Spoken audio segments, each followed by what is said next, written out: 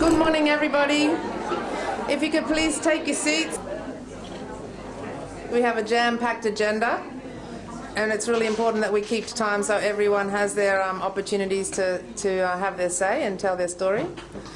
A very warm welcome. My name's Sue Krusky. I'm the director of the Queensland Centre for Mothers and Babies, and my job today is basically to keep everything on time and make sure we're finishing on time so you can all go to where you need to go. I'd like to acknowledge the traditional owners in the land that we meet today and recognise that this country always has been and always will be Aboriginal land. First of all, I'd like to invite Arnie Velder to do acknowledgement to country. She's a Gureng from the Gureng mob in South Central Queensland, and she's also of South Sea Islanders heritage. She's been an active member of the Brisbane community for more than 20 years since retiring. She was formerly the president of the Brisbane Council of Elders and is highly regarded and loved by many in the community. I'm sure you all know her. Please welcome Arnie Velder.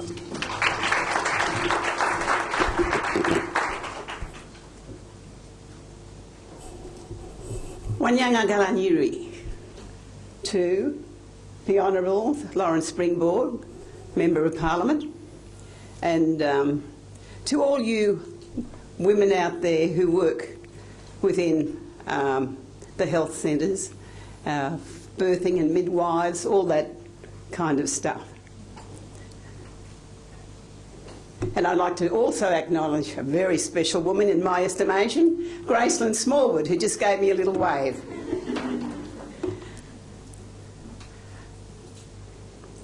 We are walking, we are talking, we are gathering on Aboriginal land. So it is very important for me to seek permission from the traditional owners to speak here in their absence and on their behalf. So I give honour and respect and acknowledge the Turrbal people to the north of the Brisbane River, and likewise I give honour and respect and acknowledge the Yuggera, the Yuggerful people, the Mulunjali people to the south of the Brisbane River, and to kindly thank them for allowing us to walk, talk and gather on their traditional hunting grounds. I give praise and honour to my God and Creator. In my language we call him Barabi, who placed us in this country as caretakers and custodians of the land. He gave us our languages, he gave us our borders. We never forget our ancestors who walked this land before us, for we believe their spirits are still with us. They're in the mountains, the rivers, the rocks, the trees, the animals, everywhere. We acknowledge our elders and give them our respect, for they hold the knowledge of culture, of law, of language, story, song and corroboree, passing it down to the young ones and for future generations, for all to share. We never forget those men and women, both black and white, young and old, who took to the streets to highlight the many injustices and disadvantage that we as Aboriginal and Torres Strait Islander people have had to endure, but also for the strength it gives us to take hold of the many opportunities afforded us because of their passion to a cause. I acknowledge the then Prime Minister of Australia for saying sorry to the stolen generations, and of course the promise of governments to close the gap in health, education, housing, employment, all the things that go towards making my people strong and proud of who they are and where they come from. But today I'm here to acknowledge all of you women and men who've come here today. It's a special thing that you do, looking after babies. When I had my first baby, I didn't know where it was coming from. I really didn't know.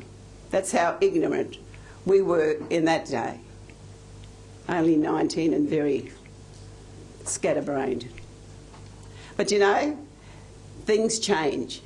And with you out there working with our young mothers, giving them the right ideas and the facts, I'm sure all these things have changed over the years. But I honour you all and hope that you will network and work with each other, making better decisions for our people.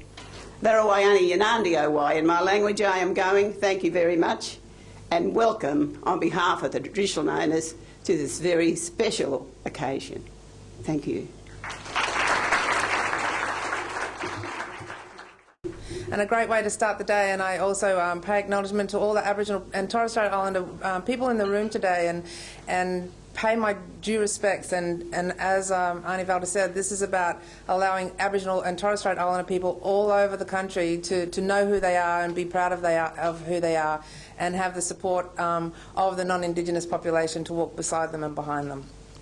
I'm very proud to be here today. I really am optimistic that it's going to be more than just talking. It's actually going to lead to some concrete ways forward. I'd like to acknowledge that we're doing this in partnership with both Quake and the Institute of Urban Indigenous Health. I'd like to acknowledge the Minister, Lawrence Springborg, for his ongoing commitment to maternity services in Queensland, and also his commitment to Aboriginal and Torres Strait Islander birthing issues. So real opportunities to get some traction on these really important issues.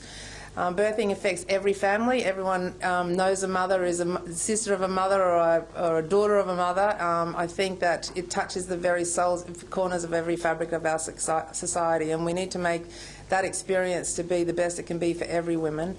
But on saying that, what brings us here today is the additional need that Aboriginal and Torres Strait Islander mums face in Queensland. So again, this isn't about being a talk fest. This is about real commitment by the government who's funded this event to actually develop strategies to improve the experiences for women in Queensland regardless of where they are. So again, I acknowledge the government for doing that.